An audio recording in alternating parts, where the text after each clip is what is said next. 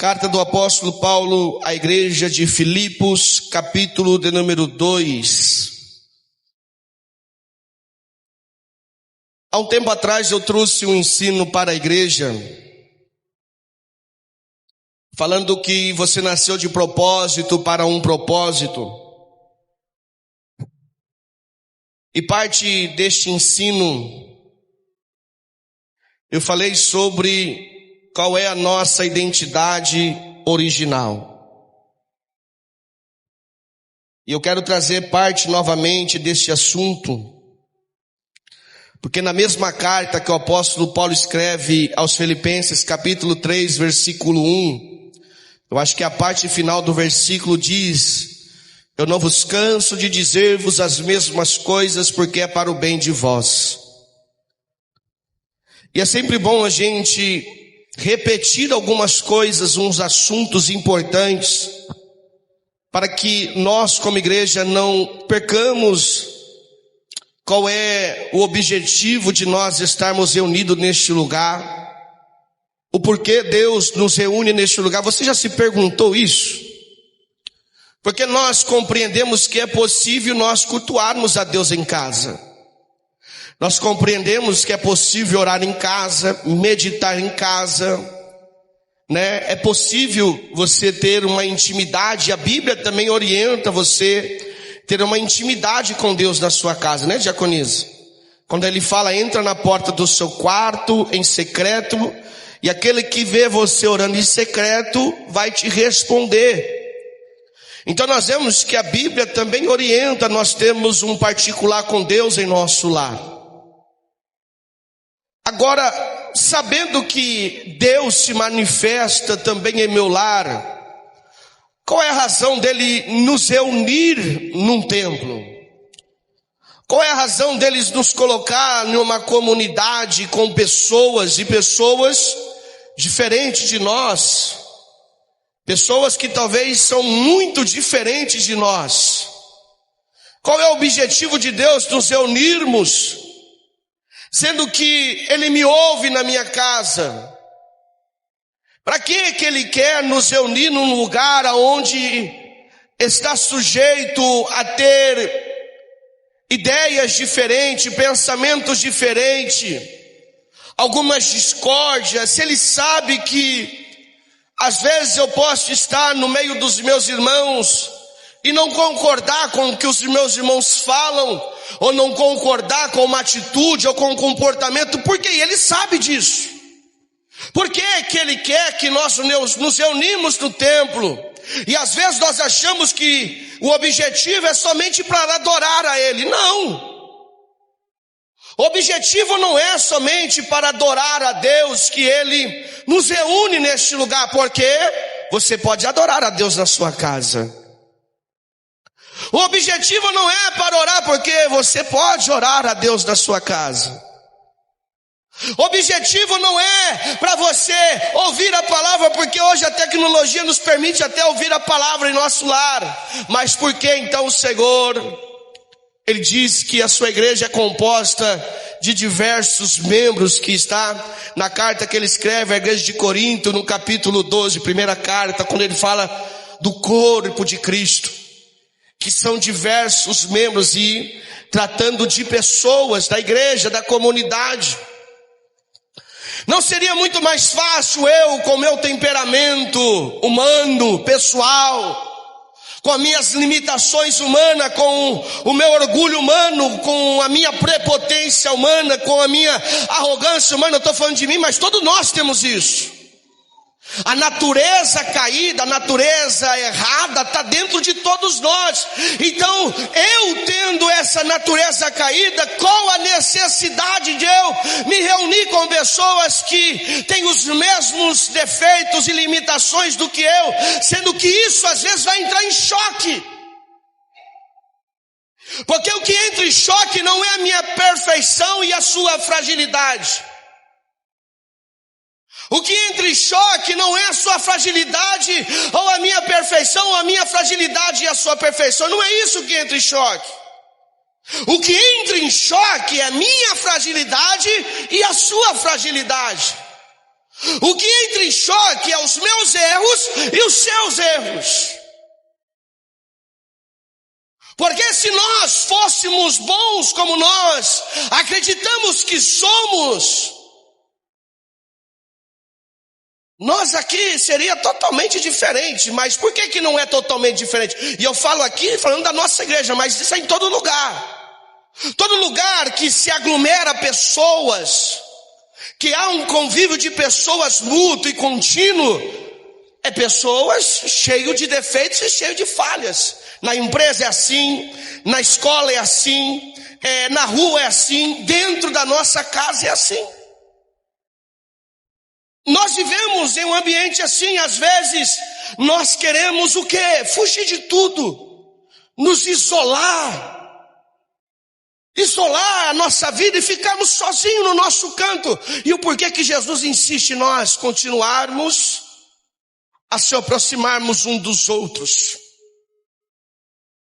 O texto nos mostra isso.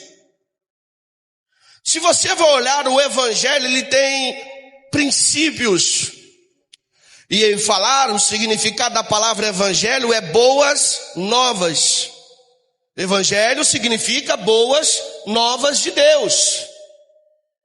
E por que as boas novas de Deus, que é o Novo Testamento, a orientação das cartas à igreja, por que isso não trata exclusivamente só comigo dentro da minha casa, ó, cada um na sua casa, lá vai, ora, busca Deus, e até eu voltar, aguarde lá que eu voltar. Não, ele fala assim, ó, se reúne, vivam em unidade, convivam até que eu volte, para que aquilo que é corruptível, está falando da nossa limitação e dos nossos pecados, da nossa fragilidade, dos nossos erros, que é corruptível, isso daqui que é morte, isso daqui que apodrece, isso daqui que passa, é passageiro.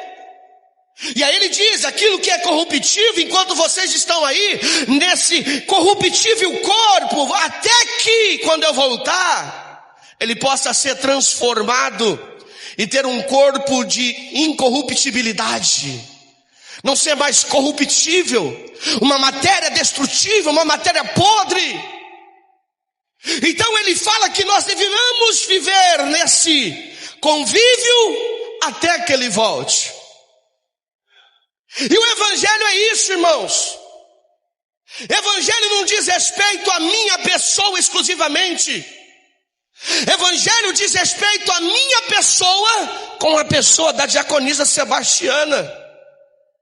Evangelho diz respeito à minha pessoa com a pessoa que está atrás de mim, com a pessoa que está à minha frente, com a pessoa que está do meu lado, com a pessoa que está do outro lado e com a pessoa que faltou hoje. Isso é evangelho, só que nos nossos dias isso está se perdendo. Está se perdendo porque nós estamos caminhando conforme os passos do mundo caminha, e isso às vezes as coisas que acontecem no mundo começam a respingar dentro da igreja, e se não houver uma mensagem para nos despertar, nós vamos caminhar como o mundo. Eu venho na igreja porque a Bíblia diz, mas eu não quero conversar com você, não quero conversar com você, não olha para mim, não olha para mim, e ao acabar não quero nem cumprimentar, eu quero ir embora, tchau, Deus, obrigado. É isso que o mundo vive hoje. É um isolamento, e entenda, viver uma vida isolada com você, e aí o diabo engana tanto que a pessoa acha, eu estou vivendo uma vida isolada, eu e Deus. Que Deus é esse? Não é esse Deus não. Porque o Deus bíblico que nos apresenta, quando Ele está na minha vida, Ele me conduz a ter um relacionamento com as pessoas que estão à minha volta, e que é um detalhe, principalmente com aqueles que estão precisando de Deus. O evangelho diz respeito disso, irmão. Quando eu tenho Cristo na minha vida, não é para mim se isolar, se trancar, viver no meu mundo, é só eu e Deus. Não! Uma pessoa que tem o evangelho na sua vida, Cristo na sua vida, ela vive de relacionamentos, mesmo que seja difícil lidar com algumas pessoas, mesmo que seja difícil às vezes a convivência, mesmo que seja difícil com as pessoas, eu procuro me aproximar delas, porque isso é o evangelho. por isso que Jesus, estabelecendo a sua igreja, Ele traz à igreja uma comunidade, a pessoas, a convívio de pessoas. Porque talvez o milagre que você vem buscar aqui, Deus pode fazer na sua casa. A resposta que você vem buscar aqui, Deus pode dar na sua casa. Irmão, Deus já me respondeu de joelho no sofá orando. Eu perguntando para Deus, Senhor, é do Senhor, o que o Senhor me fala? E Deus fala nitidamente comigo no sofá. Então para que eu tenho que vir nesse lugar? Porque eu preciso do irmão Luiz, o irmão Luiz precisa de mim. Eu preciso do diácono Abel, o diácono Abel precisa de mim. E Deus quer que nós vivamos assim. Isso é o evangelho, isso é o cristianismo, não é um cristianismo isolado. Para que Deus me levantou como pastor? Para pastorear. Para que Deus me consagrou presbítero? Para ajudar, administrar a igreja. Para que Deus me chamou para diácono? Para servir a obra. Para que Deus me salvou do mundo do pecado? Para ajudar aqueles que ainda estão vivendo. Tudo envolve pessoas. Para que Deus consagrou a missionário? Para alcançar aqueles que precisam. Para que Deus consagrou o evangelista? Para alcançar aqueles que precisam. Você entende que tudo do evangelho se diz respeito a outra pessoa? E aí vamos para o texto. Versículo de número 1, capítulo 2 da carta que o apóstolo Paulo escreve aos Filipenses.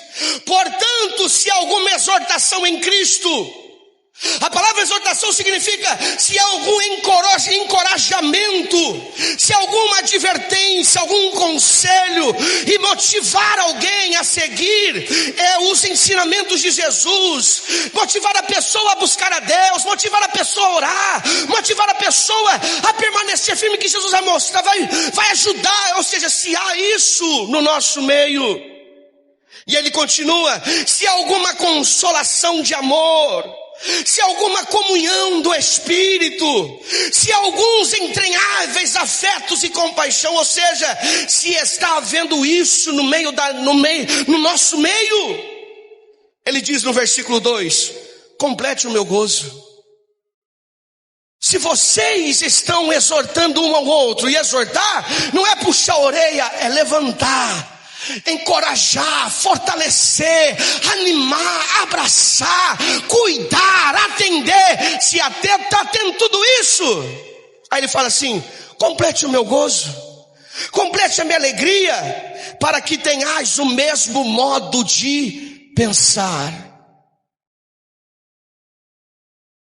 tendo o mesmo amor, o mesmo ânimo, pensando as mesmas coisas. Observa que o apóstolo Paulo está falando da comunidade. Ele não está falando exclusivamente para mim, está falando para a igreja de Filipos. Se dentre vocês está tendo tudo isso, procuram agora ter o mesmo pensamento, procuram agora ter o mesmo amor, procuram agora ter o mesmo ânimo, pensando as mesmas coisas. Ou seja, isso fala de estarmos juntos no mesmo propósito. Não é de pensar só em mim.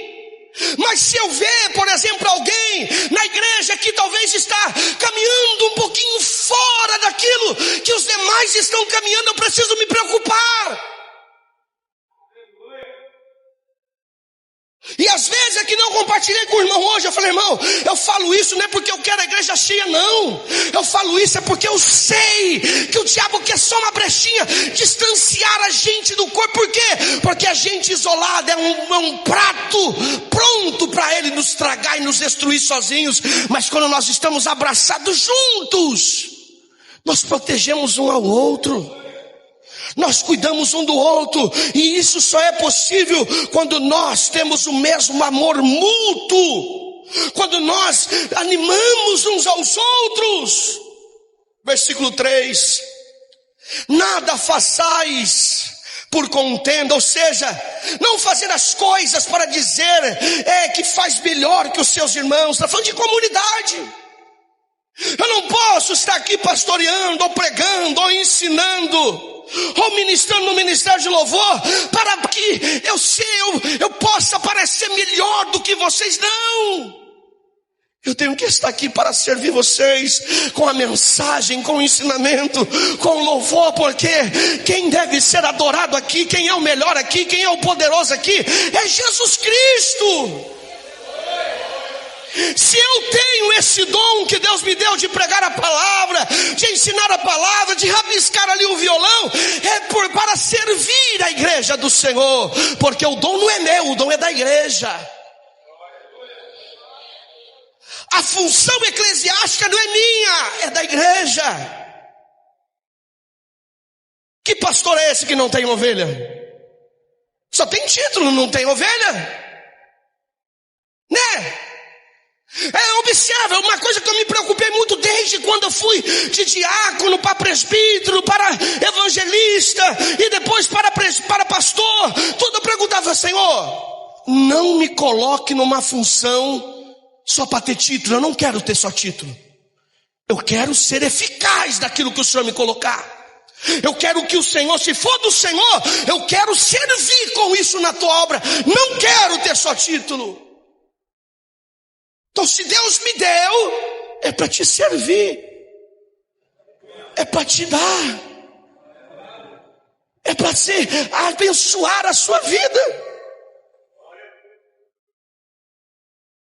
E aí ele diz assim, ó: nada façais por contenda ou por vanglória. Vanglória é não fazer também as coisas para querer se aparecer, para ser visto e elogiado. Vanglória já está falando glória, ou seja, é em vão a glória que buscamos fazer as coisas para ser visto.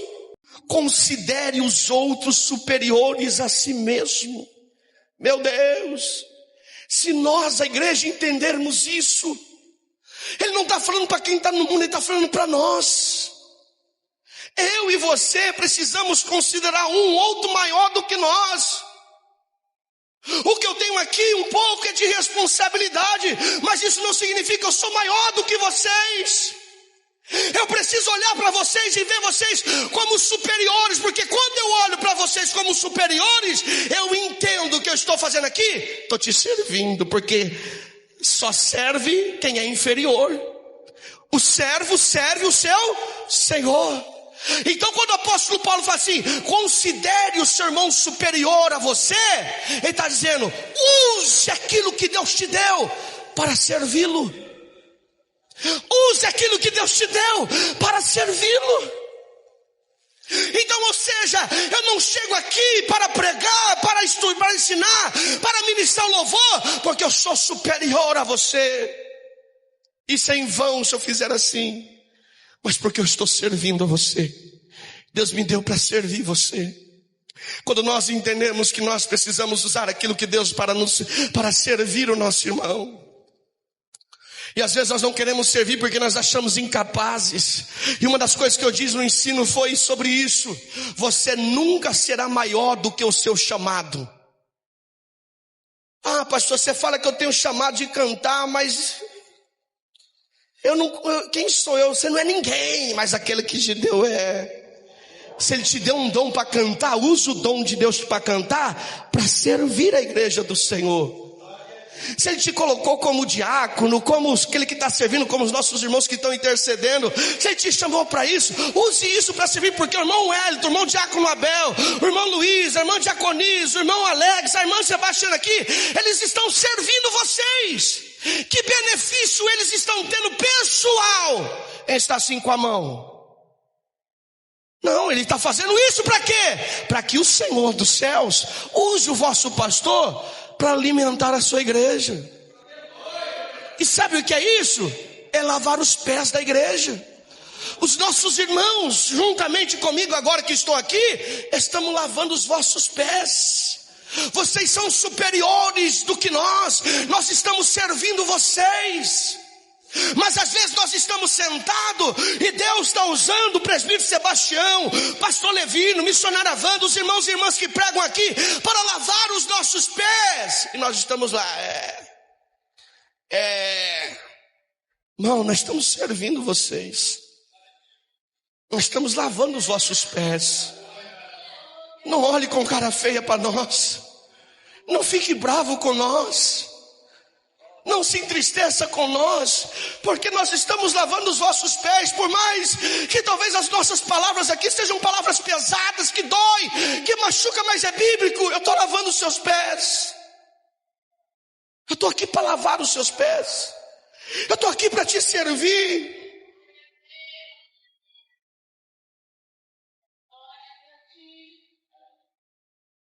Versículo 4, não olhe cada um somente para o que é seu. Olha o que o apóstolo Paulo está ensinando. Não olhe cada um somente para o que é seu, mas cada qual também para o que é dos outros. Eu só vou olhar para a minha vida, minha casa, minha família, eu quero saber de ninguém aqui, ó. O problema é de vocês. Dou meu dízimo, dou minha oferta, venho aqui, tomo ceia, toco violão, vou embora. O problema é de vocês. Não, eu não devo olhar só para o que Deus me deu. Eu tenho que olhar se de repente o irmão não está conseguindo usar aquilo que Deus deu para ele. Por que o irmão não está usando aquilo que Deus deu?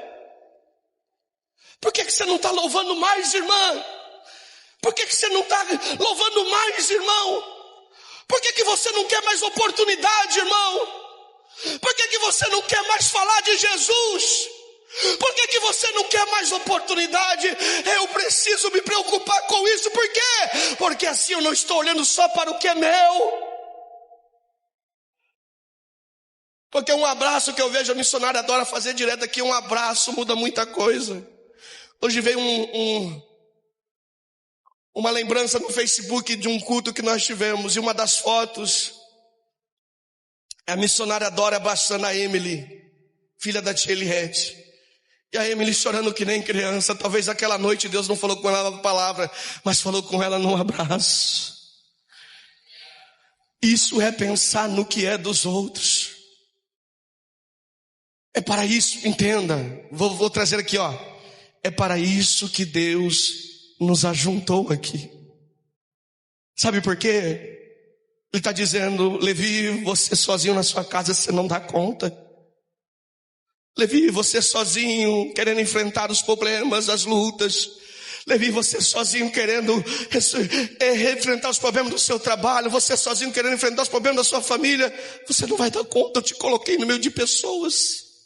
E se essas pessoas entenderem, Levi, que você está para servir elas para te servir, Levi, as coisas vão mudar. Porque a minha bênção, Levi, está sobre ela. E é através dela que eu quero te abençoar. É através dela que eu quero te abençoar. Às vezes nós estamos aqui: Senhor, abençoa a irmã, abençoa o irmão. E Deus está falando: eu já dei a bênção, mas a irmã não quer usar para abençoar. Meu Deus. Versículo 5. Por que ele fala isso? Observa que ele está tratando com nós. Aí ele fala assim, ó: tendo em vós aquele sentimento que houve também em quem? Em Cristo Jesus. Oh, glória. Ele está dizendo: esse sentimento aí de servir, de ter o seu irmão como superior, é o sentimento de Cristo. É o sentimento de Cristo. Foi esse sentimento que levou Jesus para a cruz. Foi esse sentimento que Jesus falou: eu vou, papai. Eu vou lá, papai. Eu vou morrer por eles. Versículo 6. Tendo o mesmo sentimento que há em Cristo, o qual subsistindo em forma de Deus, ou seja, Ele é o soberano, Ele é o Deus, Ele é o Senhor, Ele é o nosso Pai. Mas Ele, o que Ele fez? Não considerou ser igual a Deus coisa que deveria ferrar, ou seja, coisa que ele deveria ser, mas Jesus preferiu não tomar essa posição. O que ele fez? Versículo 7: mas esvaziou-se a si mesmo, tomando forma de servo, tornando-se semelhante a mim e a você. Esvaziou-se a si mesmo. toda a sua glória, todo o seu senhorio. Ele se permitiu ser cuspido na cara, ele se permitiu ser xingado, ele se permitiu ser esbofeteado. Ele era Deus. Um dia, se eu não me engano, foi João, o apóstolo João, ele diz assim, Jesus sendo humilhado, expulso da cidade, João falou assim: Senhor, você quer que eu ore aqui para que Deus manda um anjo e mata todo esse povo aqui? Não, quer que Deus manda fogo do céu para matar todo esse povo aqui? Jesus fala assim: oh, meu filho, não foi para isso que o homem veio. Porque se eu quisesse, o meu pai mandaria um exército de anjos ao meu favor. Mas eu não quero essa glória. Eu não vim aqui para isso. Eu vim para servir a Ele. Eu vim para servir a ela. Eu vim para abraçar ela. Eu vim para ter comunhão. Eu vim para se relacionar com eles. Versículo 8. E achando em forma de homem, humilhou-se a si mesmo. Ele se humilhou a si mesmo. Lucas capítulo 14, versículo 11 nos diz: porque todo aquele que a si mesmo se exaltar será humilhado, e aquele que a si mesmo se humilhar, Deus o exaltará.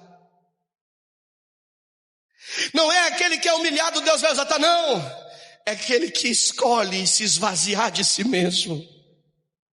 Eu sou empresário, mas aqui na igreja eu sou servo. Irmão, eu conheço, na cidade de Penápolis, numa igreja que eu congregava lá, um diácono, era um empresário da cidade. Era um cara que mandava e todo mundo obedecia, respeitado na cidade. Mas quando ele chegava na igreja, ele varria a igreja. Ele servia e se olhava, poxa, todo mundo conhece ele. Como? Ele está lá varrendo. Na hora do pregador, pode ser o mais simplinho. Ele vai lá levar água para o pregador. Toda humildade, simplicidade. Por quê? Porque na casa do Pai ele se esvazia de si mesmo. Eu sou empresário lá fora, pastor Levi. Aqui dentro eu sou servo. Eu sou doutor lá fora. Aqui dentro eu sou servo. Eu tenho um carro lá fora. Aqui dentro eu sou servo. Eu tenho bens lá fora. Aqui dentro eu sou servo. Eu tenho intelecto, doutorado lá fora. Aqui dentro eu sou servo. Não, Wellington que prega dando risada. Eu vejo ele fala: pastor, eu dou risada, mas é porque eu sinto a presença de Deus. E a forma dele sentir a presença de Deus, ele sorri, ele se alegra. Eu tô que nem eu sei o que é, Wellington. Eu posso ser alguma coisa lá fora, mas aqui dentro eu sou servo. Se eu entender que aqui dentro eu sou servo, eu vou conseguir servir os meus irmãos lá fora. Caminhando para o fim, meus irmãos, só para a gente não tomar o tempo, porque o tempo já foi. Poderia falar mais coisas aqui, mas vamos caminhar para o fim. Deixa eu ver aqui onde foi, Senhor, me ajuda. Versículo de número 9. Quando ele esvazia-se de si mesmo, sendo Deus, não quis tomar a sua glória de Deus. Ele se esvaziou e se colocou como servo. Humilhou-se a si mesmo. Versículo 9. Pelo que também Deus o exaltou soberanamente. E lhe deu o nome que é sobre todos os nomes. Para que ao nome de Jesus se dobre todo o joelho dos que estão nos céus e na terra e debaixo da terra, e toda língua confesse que Jesus Cristo é o Senhor, para a glória de Deus Pai. Por que Deus fez isso? Porque Ele serviu. O que se diz respeito à obra de Deus, eu sou servo. Na empresa eu posso ser encarregado. Na empresa eu posso ser uma pessoa importante, mas aqui eu sou servo. Na minha casa eu sou o homem da casa, mas aqui eu sou servo. Na minha casa as mulheres, quem manda na casa é as mulheres. que cuida, organiza, que é a estrutura da casa, é a coluna, porque a Bíblia fala que a mulher serva edifica a casa. Então a mulher lá tá, quem organiza a minha casa lá sou eu, mas aqui eu sou serva do Senhor. Eu estou para te servir, irmã. Eu estou para te servir, irmão. Você consegue dizer isso para a pessoa que está do seu lado? Eu estou para te servir aqui. Você consegue olhar para quem está atrás de você? Eu estou aqui para te servir. Dá o toquinho quem está na sua frente aí, ó. Eu estou aqui para te servir. Não se sinta sozinho, não se sinta sozinha. Somos servos, irmãos. Quem somos nós, irmãos? Somos servos. Nós somos servos, irmãos. E a melhor posição que Jesus poderia nos dar é a mesma posição que Ele tomou quando veio na terra. Quando Jesus veio na terra, a posição que Ele tomou foi essa: servo. Seremos semelhantes a Deus quando nós formos servos. Então olha para o seu irmão, vê a necessidade do seu irmão, atenda as carências dos seus irmãos, atenda a nossa assistência social, dizima, oferta, porque tudo isso é posição de servo, irmão. No mês passado que nós conseguimos atender 3 famílias. Não foi muito, mas nós dividimos, foi 3 famílias que nós atendemos. Por quê? Porque Deus colocou lá na sua casa a bênção para abençoar as 3 famílias que nós atendemos nesse lugar. E nós estamos trabalhando agora um trabalho de evangelismo nos lares. Na casa da tia Eliette, até falei para o Luiz, se caso a tia Eliette identificar alguma família que está passando necessidade, fala com nós vamos atender. Porque isso é evangelho, é atender quem está precisando. Não é só levar a palavra, mas talvez está levando a palavra, a pessoa está com a dispensa vazia lá. E nós vamos tirar da onde? Da assistência social da nossa igreja. Por quê? Porque você usou aquilo que Deus te deu para servir a obra de Deus. Amém, meus irmãos?